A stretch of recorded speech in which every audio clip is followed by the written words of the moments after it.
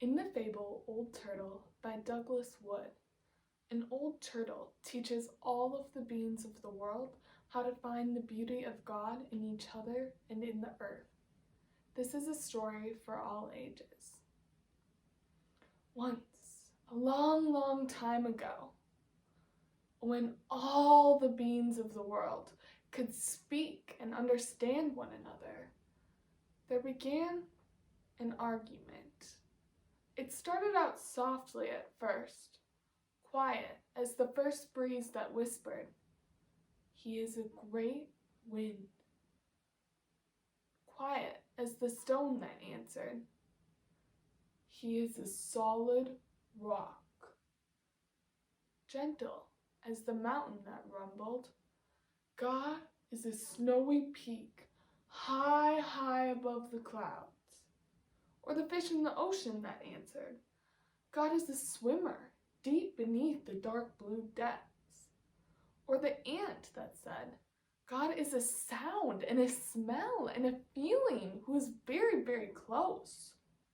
"No," said the star, "God is a twinkling and a shining far, far away." "God," said the antelope, "is a runner who likes to jump and race and leap with the wind." "No," argued the island, "God is separate and apart." "God," said the willow, "is a great tree who is always growing and giving, a part of the world." "God," thundered the waterfall, "is like a river who flows through the heart of all things." "She is a hunter," growled the lion. "God is powerful," chirped the robin. "God is gentle," said the bear. The argument grew louder and louder and louder. "Stop!" A new voice spoke. It seemed to come from Old Turtle. Now, Old Turtle hardly ever said anything, and he certainly never argued about things like God. But Old Turtle began to speak. "God is indeed deep," she said to the fish in the sea. "Yet higher than high," she told the mountains. "God is like a gentle wind, yet still and solid like a great rock," she told the breezes and the stones. "He is very far away, past the farthest twinkling, yet very close," she told the star and the ant. "He is a part of everything, above all things and within all things, all that we come from and all that we are, all that we dream of and all that we seek. God is." The animals were stunned into silence. They had never heard Old Turtle speak this much before.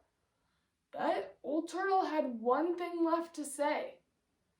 "Soon there will be a new family of beings on this earth. They will be strange, yet wonderful. They will be reminders of all that God is. They will come in many different shapes and colors, with different faces and different ways of speaking. Their thoughts will soar with the stars, while their feet will walk the earth. They will be strong, yet tender, and powerful.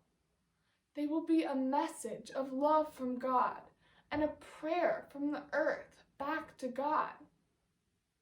And the people came, but the people forgot. They forgot they were a message of love from God and a prayer from the earth. They began to argue about who God was and was not, about where God was and was not, about whether God was or was not.